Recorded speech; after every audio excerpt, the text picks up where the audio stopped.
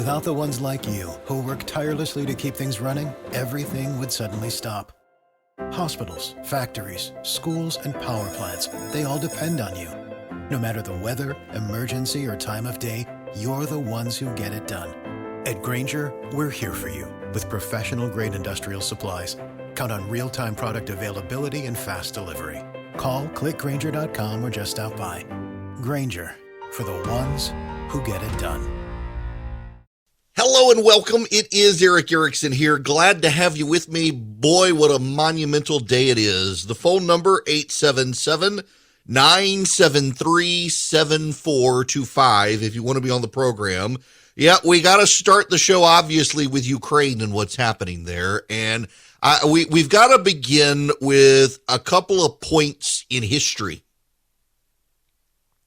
And I want to do two separate stories so that they can be woven together so that you understand at least whether you agree with what Vladimir Putin is doing or not. And I don't. You can at least understand the perspective of the other side, in this case, of the Russians. We first have to start not with yesterday, not with last week, not with even last year or the last 10 years. We got to go back to December 5th, 1989. The Berlin Wall has fallen.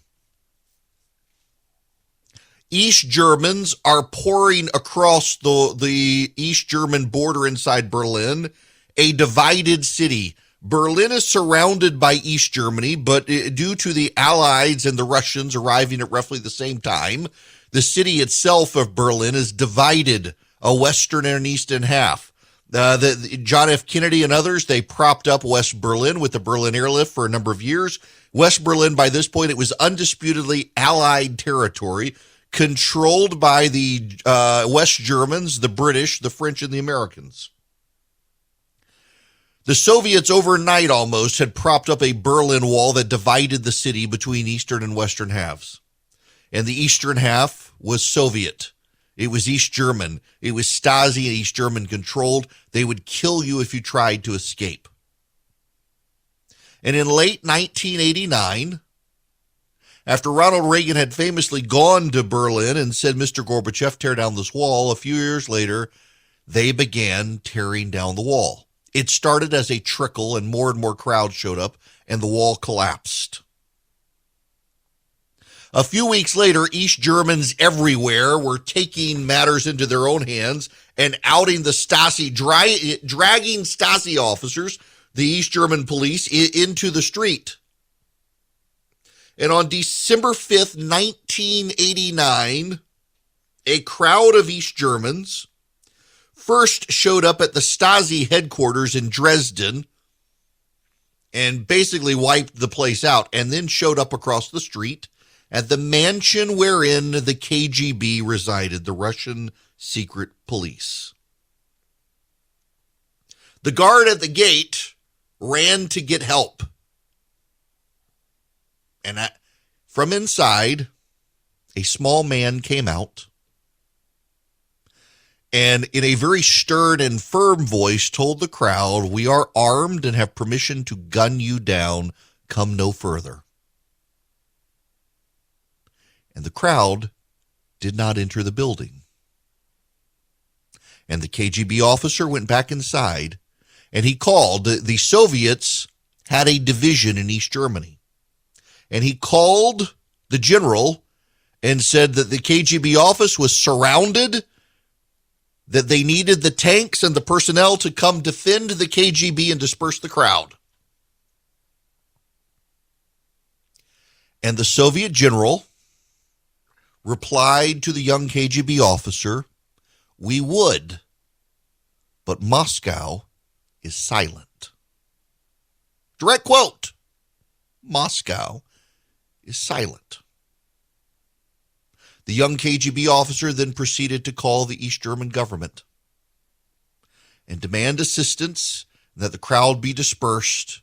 And the East German government replied to the KGB officer, they could do nothing. Why? Because Moscow is silent. Moscow under Mikhail Gorbachev, chose not to intervene.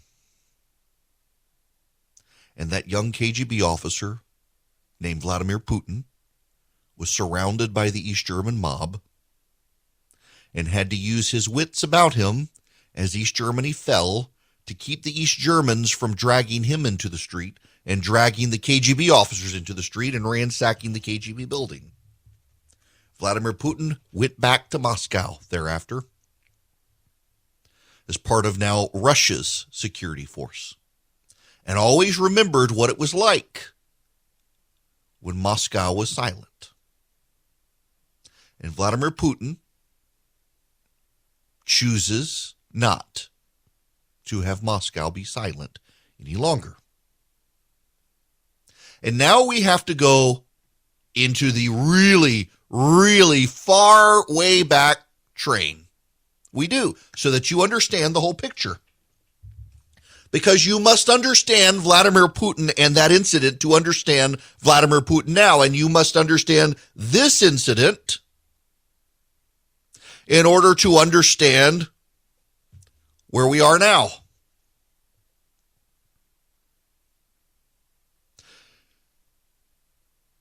The Catholic Church divides between the eastern and the western half. You have to understand this. You've got to understand this is very important. History matters here, and we're seeing a Western response devoid of history. You have to understand the history. There was a great schism over ecclesiastical differences. The Orthodox Church and the Catholic Church in 1054. It was in part a great divide over the Council of Nicaea and the interpretation of the Filioque clause, whether or not the Holy Spirit proceeds from the Father and the Son or just the Father. I know, you got to bear with me here. It actually is important. What you have to understand is that there was a great divide in the Roman Empire that translated over into the Byzantine Empire. Constantine, of course, moved the capital from Rome to Constantinople, Byzantium, now Istanbul. I know, I can sing the song in my head. And there were church leaders, east and west, and none of them recognized the Pope in Rome as the governing entity. And there was a real divide there between Leo the Ninth and the patriarch of the eastern half of the church, Michael. And there was a real divide in dealing with the Nicene Creed. And does the Holy Spirit proceed from just the Father or from the Father and the Son? And it was a real divide in how they saw the church. And we don't have to get into the theological underpinnings here to know that it was enough of a divide that the church began to break apart. And as the church began to break apart, and there was a divide between Rome and Byzantine, Byzantium, Constantinople, the churches took up great divisions. Now, I'm simplifying it. You do need to know a little bit because there's a complicated history here with lots of grievances. But you began to have an Eastern church and a Western church, and the Eastern church became Orthodox, and the Western church became the Roman Catholic Church. It's a Roman Catholic Church because the head of the head of the church in the Vatican See was part of Rome at the time. And there was a spread. And eventually, the eastern half of the empire, the Byzantine Empire now hangs on, and the Roman Empire collapsed, and Rome and the Pope there has to navigate a grand ecumenical divide between nation states, growing nation states. There had been a Roman Empire. They derived the Holy Roman Empire. You have the nations of France begin to take shape. The nations of Britain or England at the time and Scotland and Spain take shape. And in the East, there becomes this growing force of people from the East called the Russians. They come down out of the Ural Mountains across the plains of Eastern Europe, and they settle in a place called Kiev. And the eastern half of the Byzantine Empire, when the Arabs finally conquer it and collapse it, well, they rely on the Orthodox Church headquartered in Kiev to prop up the eastern half and the orthodoxy of the eastern half and defend the faith. And the Russian identity springs forth from Kiev. And over time, they spread out. And eventually, they settled in a place called Muscovy, Moscow. But the Russian people and their faith come from Kiev, always a part of the Russian identity. Ukraine was a province. It was never really a nation. But Ukraine, over time, developed territorial borders and unique language and cultural traditions and a flag, as Russia did the same. And Ukraine was always within the sphere of the Russian czars, but never really a part of it once they settled up in Moscow and began to spread Russia across Asia. But they were always within the sphere of influence. And then the Soviet Union comes in, and they forcibly move Russians into Ukraine, perceiving that Ukraine is becoming too independent and it needs to be more Russian, and they settle in the eastern part of Ukraine. Western Ukraine continues to develop its own bit of identity until Stalin and the Holodomor begins to essentially starve them all to death in a plague that the New York Times itself helped cover up. So when the Soviet Union collapses, you betcha, Kiev and Ukraine, they want out. They want their own nation state, and they agree as they're becoming independent and finally, for the first time in history, truly exerting their own independence in exchange for that independence and peace with the Russians, they'll give up their nukes. So they did.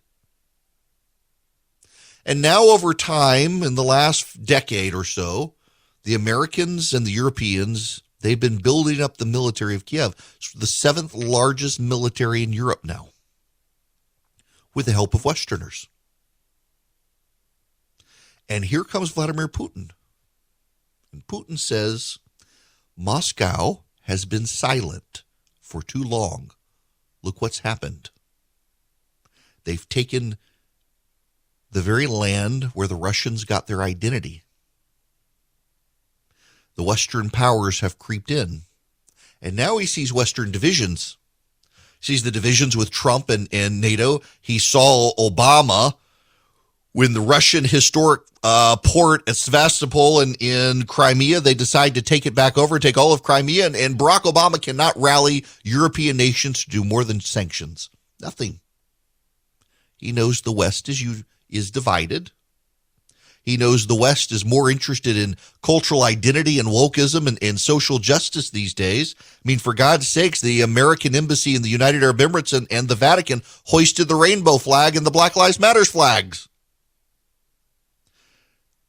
He's decided that the Western powers are the silent ones now. They're fixated internally on divides within their own nations, and part of that's seeded by a Russian propaganda campaign on social media that help further divide it. And the time is right for Vladimir Putin to begin piecing together again the former Russian sphere of influence. Not as an empire, not as a Soviet Union, but reestablishing a Russian sphere of influence. Because in December of 1989, he saw what would happen to him and his people if Moscow were silent and the West were united. And now he sees Western divisions internally and globally. They can't get on the same page domestically. They can't get on the same page internationally. And he thinks it's time for Moscow to no longer be silent. And so he's begun the reunification of the Russian sphere of influence, whether we like it or not. And the problem is not Ukraine. None of us want to send our kids to fight in Ukraine. The problem is we have a lot of allies who we are committed to helping. Romania, Latvia, Lithuania, Estonia, Poland, the Czech Republic, Slovakia, Slovenia, Croatia, Macedonia, Moldova. They're all within our sphere of influence now. They are all partners or aligned or members of NATO. And Putin is banking on the fact that when he comes rolling in, we're going to let him have it. And if we do, all of our alliances collapse, and it's Putin's world order that stands in its place, which is why we have to act. Welcome back. The phone number is 877-973-7425. Although be patient with me. I may not get the phone calls this hour because I got a lot to say and help you process on what's going on out there. And don't really want to get off the beaten path here right now while I have in my head, I need to make sure you guys know all of this stuff.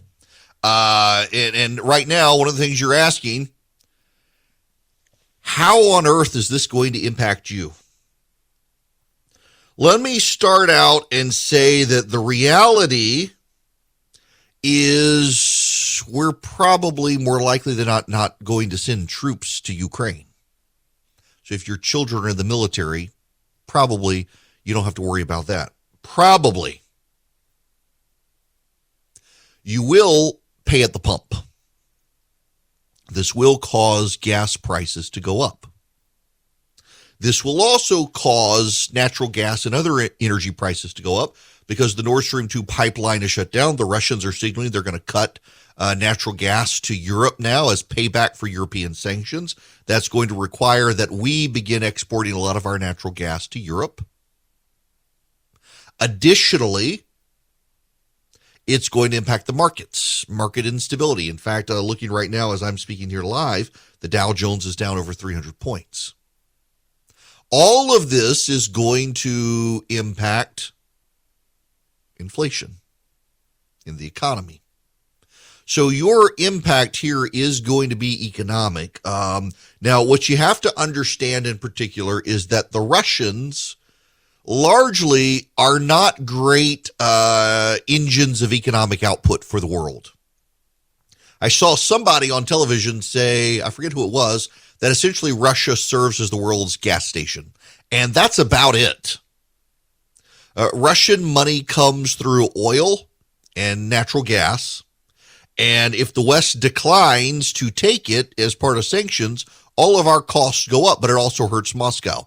China can fill the void there to some degree, but then offset capacity means we can redirect Chinese, anything that would go to China into Western Europe and to us. The Keystone XL pipeline should have been continued, frankly, but also there's another angle here that needs to be addressed. Moscow has for years shown the way it's going to play politics. It has shown its heavy hand. Putin has been willing to assassinate people inside the territory of NATO countries.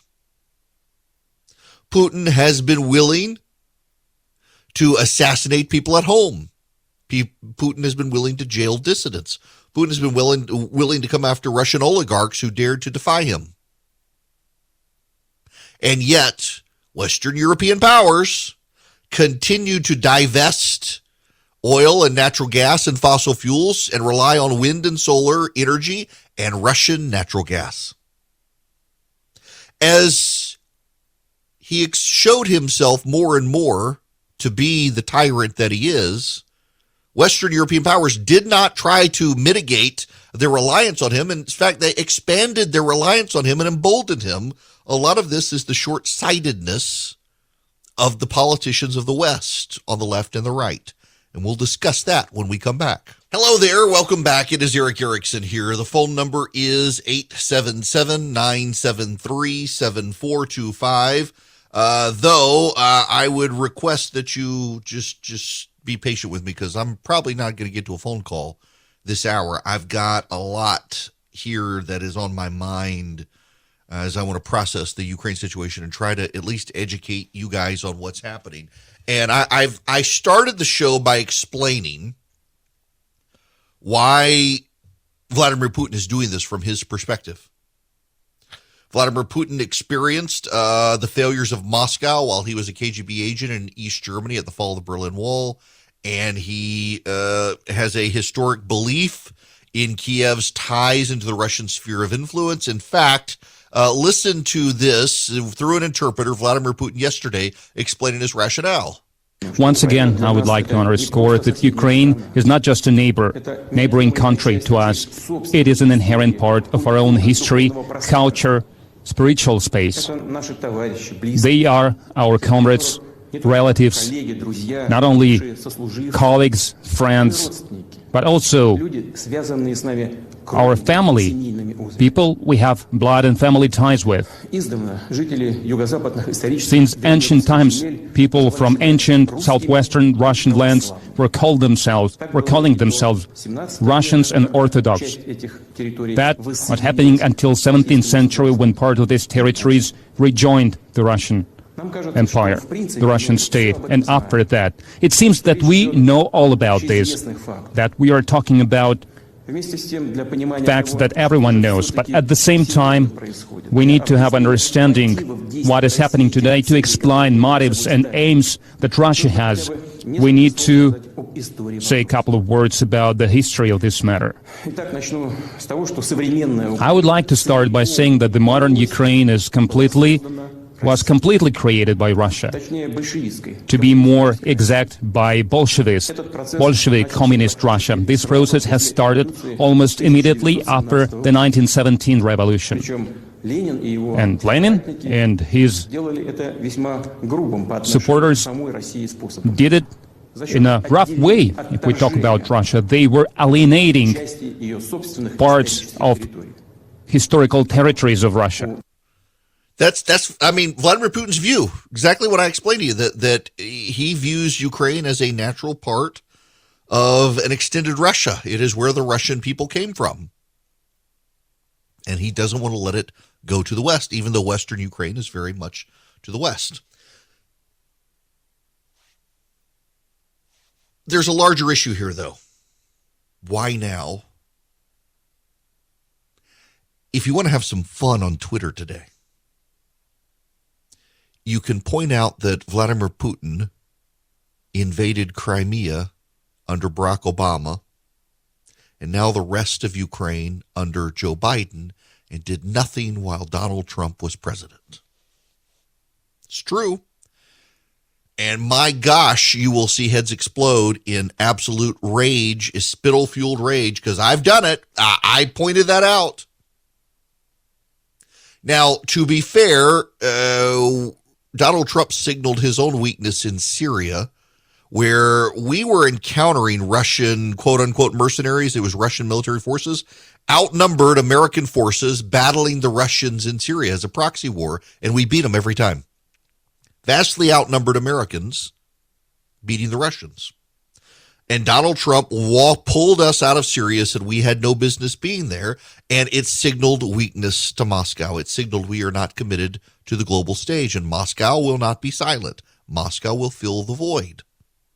Donald Trump should not have done that. And many of you, I think, were like, well, we have no business being in Syria. Let's get out. And sometimes we have a hard time looking at the immediate impact and who we're fighting versus the bigger picture.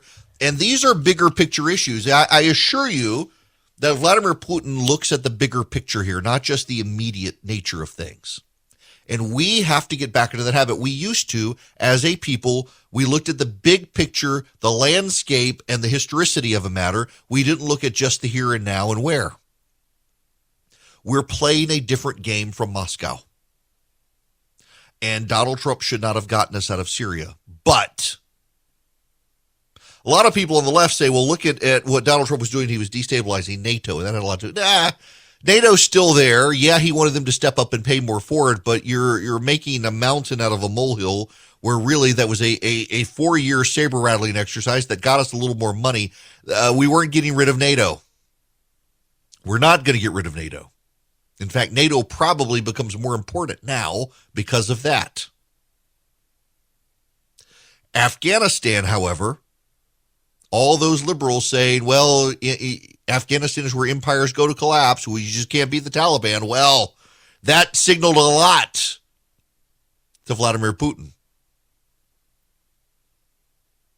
Joe Biden's chaotic withdrawal from Afghanistan looked incompetent, not just to us, but to Vladimir Putin. Barack Obama going around the world on a world apology tour for American sins, refusing to help the Iranian dissidents, looking at the Libyan situation and the Syrian situation, that all signaled weakness to Vladimir Putin. And he's taking advantage of it. Here's the problem. Our American presidents since George Bush, and I want to carve out an exception here with Bush, because Bush and his father and Reagan, and honestly even Carter, for all of his faults, they had a worldview. Clinton, to a degree, did, because he was surrounded with a lot of people who believed in realpolitik. And the idea is that we need to accept the world as it is, and we need to play for leverage and build alliances as we can to achieve our strategic objectives. Obama came in, and Obama's team, they made a real big deal about, oh, he's realpolitik as well. He looks at the world as it is, not as he wants it to be, but that was crap. It wasn't true. Obama came in as an ideologue and an idealist and saw the United States in multilateral, multinational agreements and had a larger picture for our place in the world that involved us not being at the top, but having a kumbaya moment and holding hands with everyone else and moving forward on the same page. It was very idealistic. In 2012, when he was running against Mitt Romney for president and Romney called Russia our greatest strategic threat, Obama had that famous one-liner, the 80s call, they want their foreign policy back. And all the media's like, Obama, he's so cool. Oh, he just burned Romney. Romney was right. Romney was right. There's a problem with Biden's worldview, and frankly, it's a worldview of Western progressive leaders. They bought into the idea of Francis Fukuyama. After the fall of the Soviet Union and the collapse of the Berlin Wall, Francis Fukuyama, a historian, wrote a book called The End of History. And his premise was that we are on the inside of history where everyone embraces liberal democracy. And liberal democracy is the most stable form of government, and liberal democracies don't fight liberal democracies, and so war will soon be at an end. And they all believed it. Now, there were other historians saying, no, what's shaping up is an east-west divide here, and you don't understand. This is not the end of history. This is the beginning of something new. But a lot of liberals embraced Francis Fukuyama's view that it was the end of history. Everyone would move to liberal democracy, even China. Look at Russia. It was headed in that direction, and we would all be at peace. But there's a problem here. What that does is it ignores nation states and peoples within those nations. If anything, some nations are destined to crumble because the people therein have wildly divergent views and backgrounds, ideologies, and histories. Some would say that of us now here in this country. And failure and breakup is a choice here in this country. We've all been committed to the American dream, but we have some in this country now who are deeply committed to an American experience and an American ideal that has never existed in this country, and they want us to believe that it's bad, that this country's bad. Those people need to sit down and shut up right now. We're dealing with bigger issues than their egos. We're dealing with major nuclear powers who want to assert themselves as leaders of the world. The Chinese are very quiet right now. They're watching to see how we respond to Russia. The Russians want to reassert a sphere of influence, and they see Western leaders who have been perfectly happy to turn a blind eye, let the good times roll, and allow Putin to respond. Jonathan Last over the Bulwark. He highlights this. This is a tweet from Carl Bildt. If I compare with his speech in March 2014 when he annexed Crimea, this was far more rambling, all over the place and unhinged, and also more dangerous. Now he questions the very existence of Ukraine as a nation. It's a man with immense power who's lost contact with reality. This is Jonathan Last. Carl Bildt was once the prime minister of Sweden, the head of a sovereign state, and he is a fool because Vladimir Putin is firmly in touch with reality. It is men and women like Bildt who believe that the international order is secured by pen and ink, who have been living in a fantasy land. They have spent a generation inviting catastrophe into their sitting rooms. They watched Putin jail and destroy Mikhail Khodorkovsky, the richest man in Russia. They watched Putin assassinate dissidents on the ground in NATO countries. They watched Putin's army commit war crimes in Chechnya.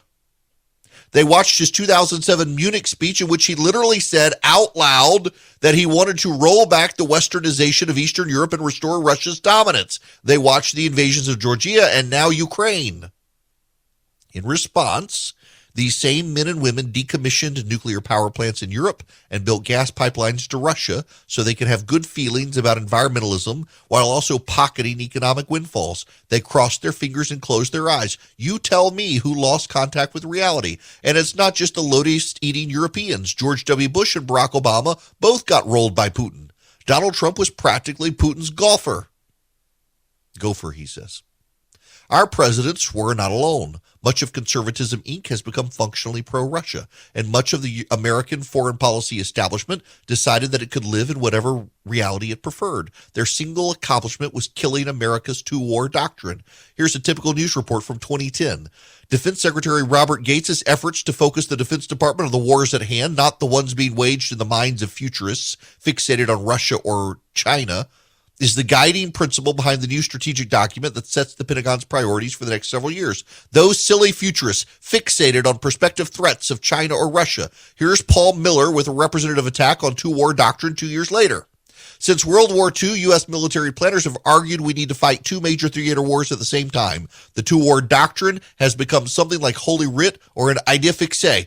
The idea was somewhat well-founded during the Cold War when we plausibly could have faced simultaneous crises in, for example, Germany and Korea or Germany and Cuba. However, holding on to this idea for the last 20 years has looked increasingly disconnected from reality. Obama's new strategy goes through contortions to claim that we will, sort of, maybe, continue to be almost able to fight and nearly win two wars at the same time, but it fails like every defense strategy has for 2 decades to explain why this formula is worth defending. And so the two-war doctrine was tossed aside in favor of a one-plus doctrine. The goal of the two-war doctrine was to prevent America from having to fight any major wars. Because when you have the ability to fight 2 conventional ground wars, you deter all of your enemies. A one-war doctrine, on the other hand, invites conflict. Think about it. America could, in theory, go to war against either Russia or China, but not both, which means that both China and Russia are emboldened to pursue their interests. They know we are unlikely to respond to aggression because in any given instance, we will be paralyzed by the need to be able to deter a second aggressor. The two-war doctrine was a victim of its own success. It was so effective at deterring large-scale aggression, Americans became convinced it wasn't needed, that we could pocket the savings and get the same level of security through norms and agreements and economic interdependence. Here's the thing everybody except Vladimir Putin and Xi Jinping seem to have forgotten. Reality is a tank, not a memorandum, not a summit, not a promise. Putin and Xi realize the West has gone soft, internally and externally. We've lost focus, and now they're headed towards an alliance. And if they head towards that alliance, it makes it even harder for us to respond on the global stage. And you're thinking, good, it's okay. Let them have it. Let's just focus on ourselves. We don't want to be the world policeman. Well, if the world is run by lawbreakers and criminals, and you don't want to be the policeman, all you're going to be is the victim. Hello there. It is Eric Erickson here. The phone number is 877-973-7425. Should you wish to be a part of this program, I will slowly begin to take phone calls. I think I've given you all the vantage point and education on Ukraine that you can handle. If you follow me on social media, YouTube or Instagram or Twitter or the like, we put all these clips up so you can get them later. You can follow E.W. Erickson and all of them. But if you text the word show to 33777, you can get the podcast, and so you can review this later as you need to. Text the word show to 33777. I'll send you back the link just so you have it so that you can refresh your mind on what I was saying. All right, let us go to Mark. We'll begin there. Welcome to the program, Mark. Hi, Eric. I'm a senior year student in military history. I also speak 3 languages, which allows me to, read sources in the original language. Mm-hmm. I just wanted to call in and just make a case that in history, especially in the last decades, there is a compelling case that Russia actually comes from Kiev, and that Kiev has been kind of a separate, kingdom that was competing with Moscow, dating back to I think it was 11th century. And just wanted to call in and just voice this. Yeah, look, I'm glad you said that, because even Putin, for example, said in his speech yesterday that the Russian people essentially came from Kiev. Most histories would note, in fact, that as the kingdom of Kiev and later Ukraine, they advanced towards the north. There was a blended people, but the Russian identity really, if you look, for example, at the architecture of Moscow, it's the architecture of Kiev, but 500 years more recent. The entirety, the Cyrillic language and the like, all devolves from there, or derives from there, I should say. So it matters greatly that this is his worldview, and we're either going to have to treat Ukraine like an independent nation and help them, or he's going to expand his sphere of influence. By the way, Mark, speaking of that, I got to play for you all this audio real quick. This is the same American reporter. I want you to listen to this, a skill set I do not have. This is Philip Crowther of the Associated Press. There's been a war with Russian-backed forces in the east, the Donbass region English. for 8 years now. But despite that, the capital city of Kiev is relatively calm. Now this is him on Luxembourgian press, speaking Luxembourgian. Am Osten, an der Donbass-Region, Töchter Ukraine, an der russische Separatisten dos Reuniones. Now this is him on Spanish television, speaking in Spanish. Y mañana aquí en Kiev con el presidente ucraniano Volodymyr Zelensky. Moscovo brandiu o anúncio de retirada da terça-feira como prova de que os temores da guerra foram fabricados por Portuguese news liderado pelos Estados Unidos. À ce stade, la guerre semble probable, c'est aussi simple que cela, mais il y a encore cette petite lueur d'espoir que la diplomatie puisse arrêter une invasion russe de l'Ukraine. Das ist genau das, was now this is him speaking in Berlin on German television. Und ein Vorwand für Russland the in die guy Ukraine spoke einzumarschieren. English, Luxembourgish, Spanish, Portuguese, French, and German. That's all him. Philip Crowther of the Associated Press from Kiev. Amazing. He's able to speak 6 languages fluently and be across. People like that are indispensable for understanding this. Whether you trust reporters or not, that's impressive. It's 2022. Things are still crazy. Things haven't settled down. And now you got the Federal Reserve and interest rates. You got the economy. You got inflation. A lot of banks won't even return your phone call. Let's say you're a small business and you need a loan for $750,000 or higher. You see an opportunity where banks, they don't even want to see you. You want to buy a building, you want to build a building, reach out to the Frost family at First Liberty Building and Loan. They've been helping small businesses become big businesses since the 1990s. They want to help you if they can. So spend 10 minutes with them. See if you're a good fit for them and they're a good fit for you.